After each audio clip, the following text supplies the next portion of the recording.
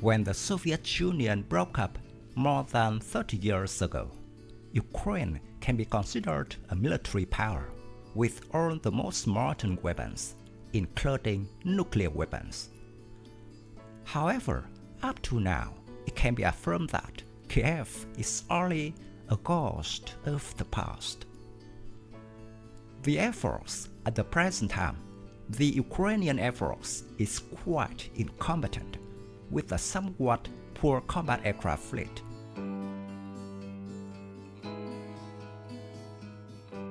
It is quite ironic that, despite the great efforts to separate from Russia's influence, all four types of combat aircraft of the Ukrainian Air Force are heritage from the Soviet era. The first is the MiG-29. These are also the most numerous fighters in the Ukrainian Air Force, with a total of 37 aircraft. However, only 29 are ready to fight.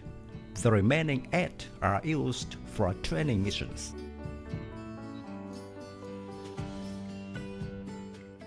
The least number is the Su-24 fighter bomber. Despite having relatively good combat features, the Ukrainian Air Force currently owns only 12 aircraft.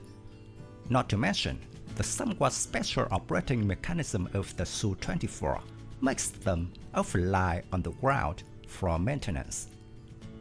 It should be remembered that Ukraine now cannot import components from Russia to keep these fighter bombers in the best working condition.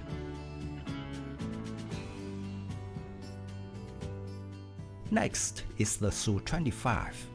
This is a ground attack aircraft, specializing in supporting infantry forces. However, the Ukrainian Air Force also only has 17 aircraft, too few and difficult to make a difference on the battlefield.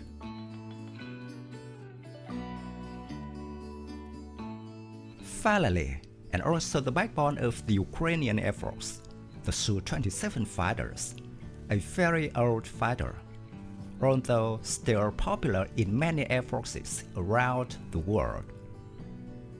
In the service of the Ukrainian Air Force, there are a total of 32 Su-27 fighters, of which 6 are also used for training.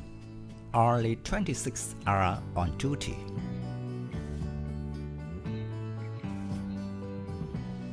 With such a rather poor and outdated fighter fleet, it is not surprising that Kiev deployed a series of anti-aircraft weapons to the east instead of bringing a weak air force to the front lines.